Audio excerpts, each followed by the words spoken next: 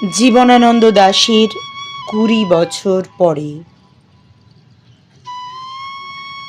জীবন গিয়েছে চলে আমাদের 20 বছরের পার।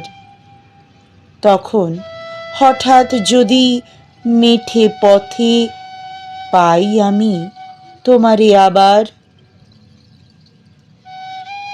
হয়তো এসেছে চাঁদ মাঝরাতে এক রাশ পাতার পিছনে, সরু সরু কালো কালো ডালপালা মুখে নিয়ে তার, শিরীষের অথবা জামের, ঝাউয়ের, আমের 20 বছরের পরে তখন তোমারে নাই মনে।